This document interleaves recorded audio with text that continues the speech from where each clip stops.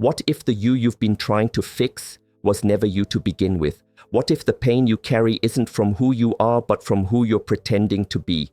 You didn't choose the mask. It was handed to you before you could speak, molded by your mother's wounds, your father's absences, the hush in your house when feelings tried to speak too loud. And so you became a shape that fit the silence. You became the good one, the quiet one, the strong one, the overachiever, the rebel, the pleaser, whichever role earned you love or at least made you invisible enough to survive. The mask wasn't a choice, it was survival stitched into skin. But now you're gasping beneath it. Now you wake up exhausted from the performance, craving a life that doesn't taste like ash. You feel it, don't you? The ache that whispers, "This isn't me, but I don't know who I'd be without it." That's not confusion. That's the moment your soul begins to stir. Not because it's arriving, but because it's remembering. It's the first tremor in the earthquake of becoming, but most people never follow it. They fear the cracking. They call the breaking madness. They think if they remove the mask, there will be nothing left underneath.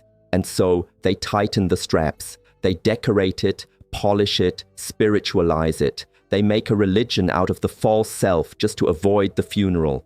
But that ache in your chest, that numbness you've normalized, that's your real self trying to scream through suffocation. And if you don't listen, if you don't answer the ache, you stay trapped, not by chains, but by a face that was never yours. And the tragedy is, you can become so good at playing the role that you convince even yourself.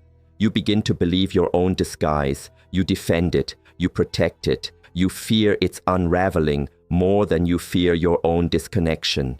You say you want freedom, but then you flinch every time freedom asks you to lay something down. Because freedom doesn't always feel like flight. It feels like falling.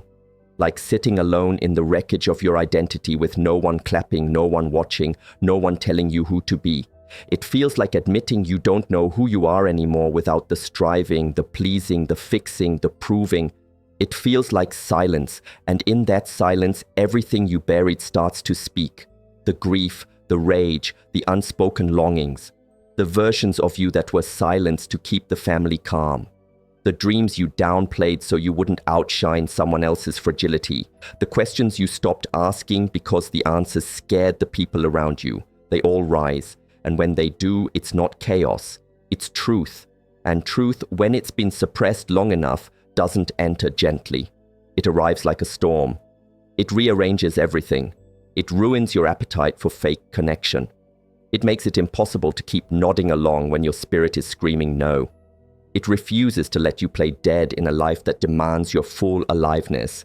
This is the part no one teaches you to prepare for. The grief of realizing that the life you built was designed to please people who never really knew you. And still, the truth keeps knocking. Not because it wants to destroy you, but because it wants to resurrect you. It wants to lead you home, not to the person you were told to become, but to the presence you abandoned trying to earn love. The you beneath the conditioning, the you before the masks. And yes, it's terrifying, because this kind of return doesn't come with a step-by-step manual. There is no certainty here, no clean timeline, just a sacred unraveling. Just breathe. Just the brave decision to sit with yourself long enough to remember who's beneath the performance. You might lose people, you might lose approval, but what you gain is yours. What you gain is real. You gain your number, your truth, your voice shaking through the fear and still being enough. You gain the ability to look in the mirror and not see a stranger. You gain intimacy with your own soul, and that intimacy, that's where freedom lives. Not in becoming someone better, but in reclaiming who you were before the world taught you to be smaller, quieter, easier to digest. You're not here to be palatable.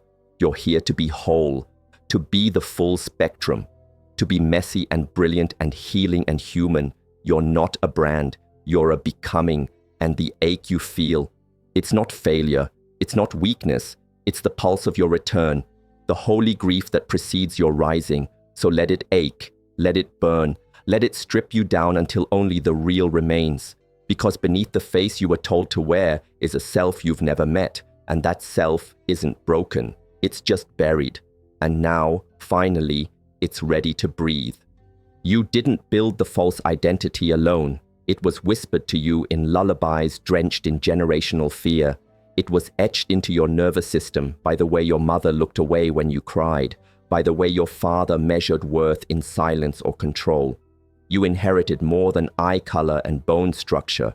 You inherited belief systems, survival strategies, wounds dressed up as wisdom. You were taught which parts of yourself were too much, too loud, too tender. You learned to cut them off before anyone else could reject them. You became a sculptor of your own denial, chiseling away your wildness, your truth, your softness, until all that remained was the version of you that wouldn't be abandoned.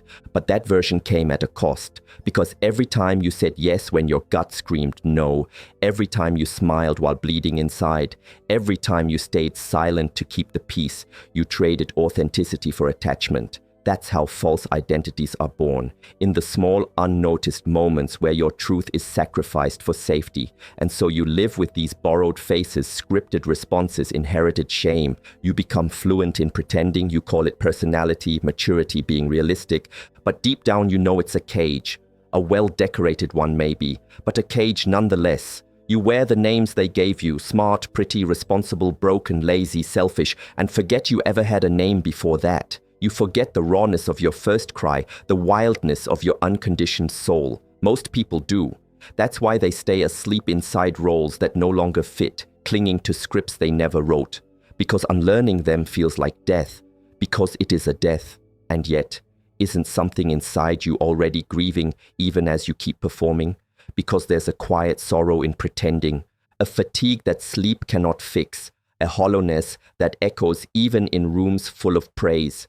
You can feel it in your body, the tightness in your chest, the clench in your jaw, the ache that no diagnosis can name. It's the weight of 1,000 unsaid things. It's the toll of living someone else's idea of who you should be. And maybe, just maybe, you've reached the part where the pretending hurts more than the truth, where the mask is heavier than the rejection you feared, where staying small feels more dangerous than being seen. This is the edge where most people turn back, where they tape up the cracks and rehearse the smile one more time. But if you're here, reading this, feeling this, then maybe you're one of the rare ones, one of the brave, one of the ones who can't unknow what they now know. And the grief you feel, it isn't weakness, it's reverence. It's the sacred mourning of all the selves you had to become just to survive. It's the slow and holy funeral of your false identities. And funerals, while painful, are also thresholds. They're where we say goodbye not to be destroyed, but to make space for what's real. And what's real doesn't need to be earned. It doesn't require performance. It simply asks for presence. That's the revolution, not in fixing what was never broken, but in remembering what was buried. In peeling back the layers of conditioning until you meet the you that never needed to be validated, only witnessed. That self is still here, still breathing beneath the armor, still singing in your silences, still aching to be held without being edited. And no, you won't find that self through achievements. You won't find it through applause or titles or spiritual aesthetics. You'll find it in the pause, in the unraveling, in the stillness after the breakdown when all that's left is breath and truth. You'll find it when you dare to ask, who was I before I was told who to be? And as you sit with that question, not to answer it neatly, but to live it, you'll feel the old scaffolding begin to crumble. Not because you failed, but because you're finally free. And freedom, real freedom, doesn't always feel good at first. It feels like loss. It feels like disorientation. It feels like standing naked in the ruins of everything that once earned you belonging. But beneath that ruin is your root. Beneath that mask is your medicine.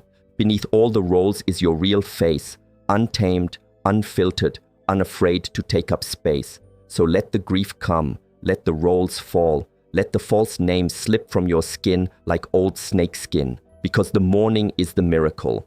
And when the tears dry, when the silence stretches wide enough for your soul to speak, you'll hear it. Not a command, not a demand, just a whisper. You're allowed to be real now. Not perfect, not polished, just real. And maybe for the first time, that's enough.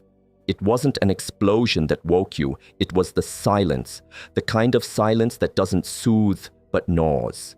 You were surrounded by people doing all the right things, checking off the boxes like a good ghost. And yet you sat there, staring into nothing, wondering why nothing reached you. Not the laughter, not the love, not even the pain. That's when it hits you, not in a scream, but in a numb, cold murmur. I don't feel alive in my own life. That realization doesn't come like fire, it comes like frostbite. It's the subtle horror of watching yourself exist without existing. Because when you build your identity around survival, not truth, emotions become dangerous. You learn to anesthetize. You confuse numbness with peace. You call it control, maturity, independence. But beneath it is a body brimming with unshed tears, an inner child still holding their breath. And one day, the mask you've been wearing begins to crack. Not from trauma, but from the ache of disconnection. From waking up next to someone who doesn't know your soul. From repeating a life that no longer stirs you. From realizing your smile has become a costume you don't remember how to remove. That's the moment most people reach for distraction. Scroll harder, work longer, drink deeper, pray without listening. Anything to avoid the abyss that's opening inside. But the brave ones, the ones being undone, they sit in it. They let the nothingness whisper. They dare to ask, what have I buried beneath this numbness? That question doesn't offer answers. It offers unraveling. Because to feel again, you must die again. And most aren't ready for that kind of resurrection. Because when you forget who you are, you start needing other people to tell you. You perform not for joy, but for affirmation. You craft your image like a product, optimized for approval, calibrated to please. Every smile is a currency, every like a dopamine drip, and slowly, invisibly, you become addicted to the applause. Not because you're vain, but because silence terrifies you. Because in the silence, the truth speaks. And the truth is this: if no one was watching, you wouldn't know how to move. You wouldn't know who to be. That's what a false identity does. It robs you of self-direction and hands you a spotlight instead. It teaches you to become whoever the world wants most, and to call it success. But applause is a poor substitute for intimacy, and performance is a lonely way to live. You spend years building a version of yourself that earns admiration while your real self starves in the shadows. You call it progress. You call it self-development. You tell yourself this mask is more authentic than the last one because now it's spiritual, now it's productive, now it's helping people, but you still feel hollow because even spiritual egos are still egos. Even healed masks are still masks. And so the silence becomes the threat because in silence there's no audience. No mirrors to reflect your image back to you. Just you, naked and unadorned. No titles, no roles, just breath and being. And that's where the real terror lives, because most people have never met themselves there. They're terrified of what they'll find. Not a monster, but a stranger. And it's easier to stay admired than to face that intimacy. Easier to keep performing than to ask, who am I when no one's clapping? But the truth doesn't vanish when you ignore it. It waits. Quiet, patient, brutal. It shows up in mirrors you didn't ask for. The friend who triggers you, the lover who leaves, the job that collapses, the silence that follows the applause. At first, you blame them. You think the pain is punishment, but it's not. It's a mirror.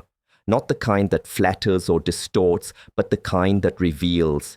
And when you finally look into it, you don't see the image you've curated. You see everything you tried to bury, the rage you swallowed, the shame you inherited, the grief you denied, the longing that never stopped aching, and it hits like thunder.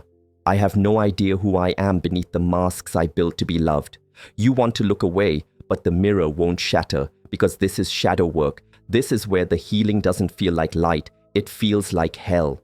This is where your ego screams, but your soul stays silent, watching, not judging, just waiting for you to stop running.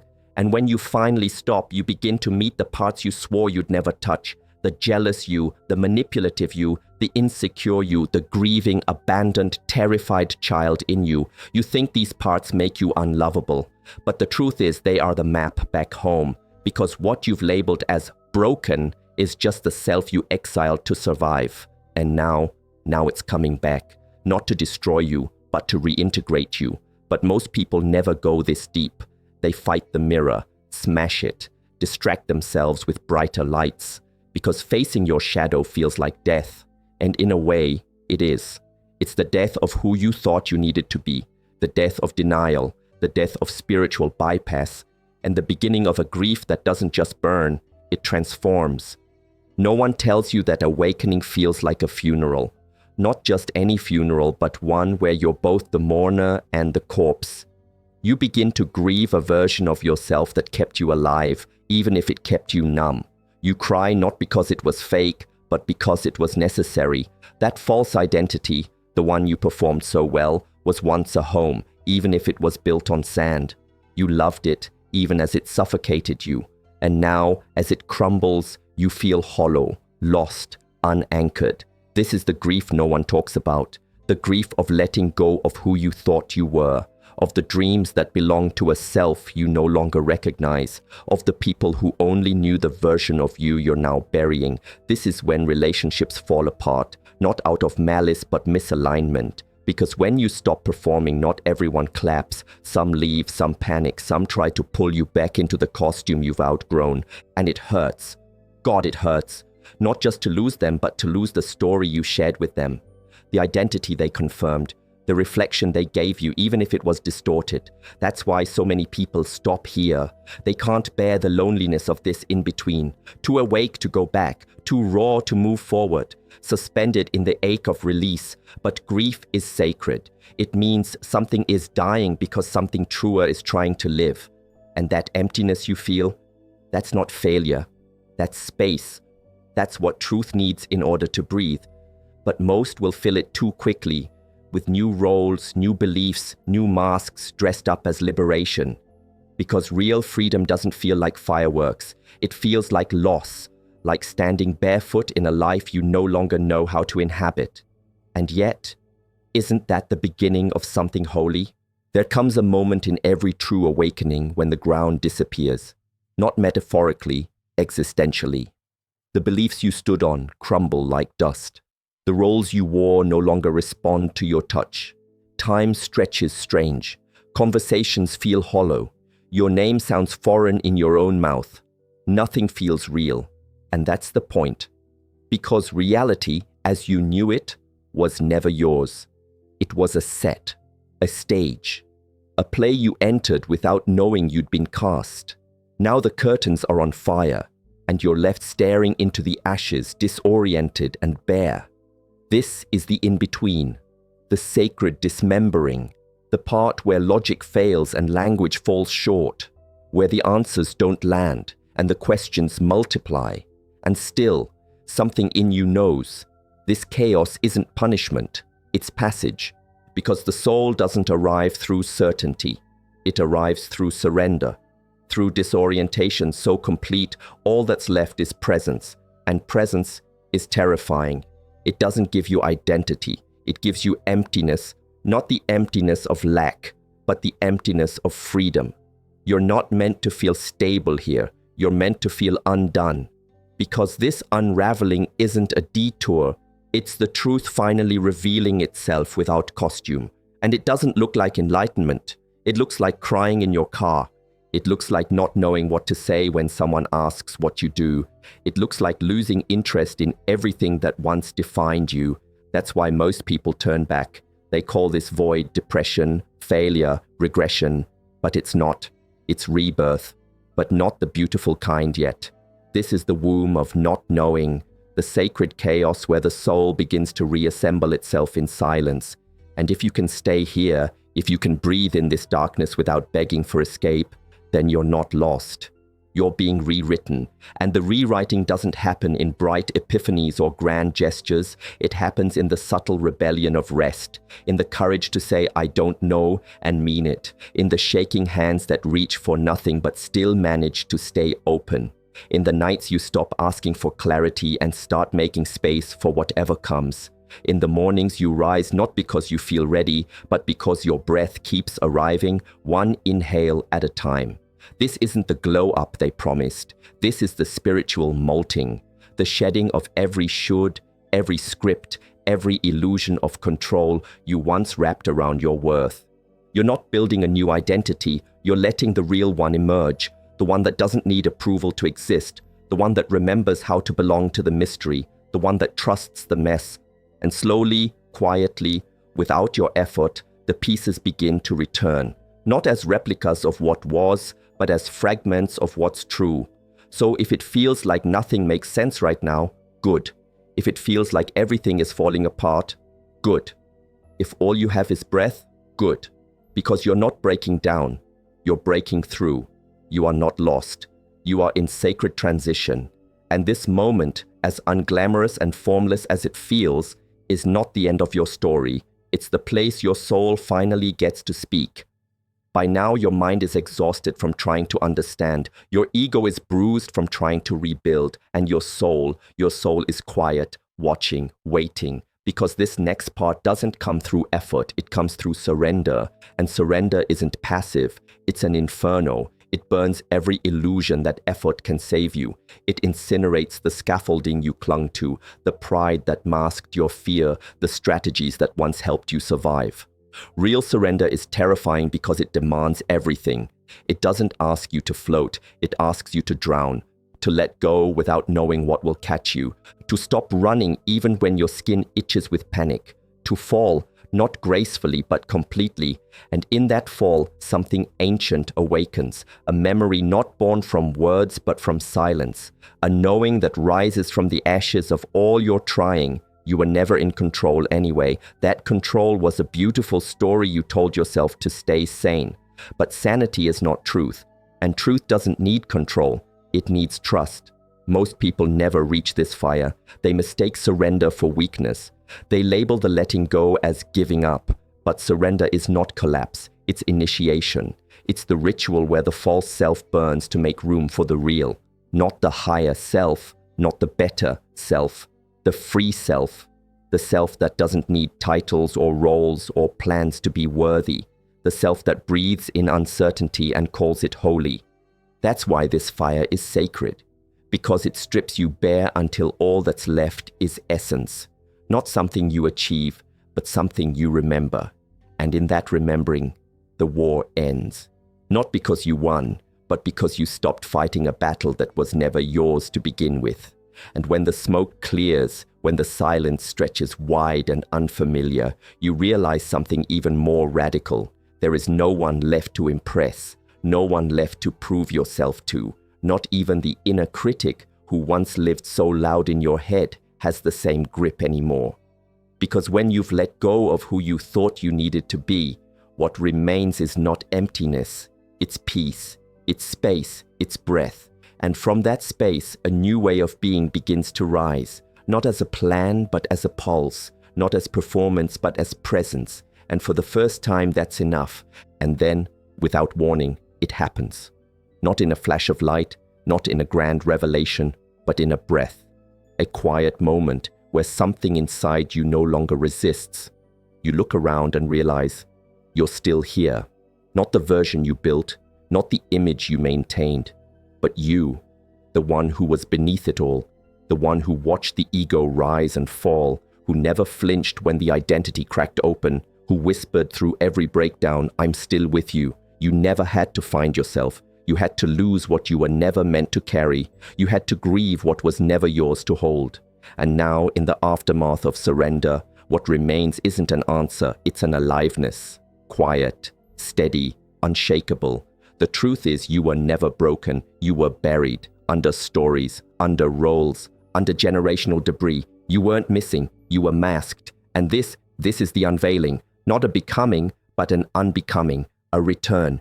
You still walk the world, but now you're not performing. You still speak, but now your voice trembles with truth. You still lose things, but now you don't lose yourself. Because once you've met the silence, once you've sat in the fire and chosen not to run, once you've let it all fall and found you were never the falling, only the awareness behind it, there's no going back.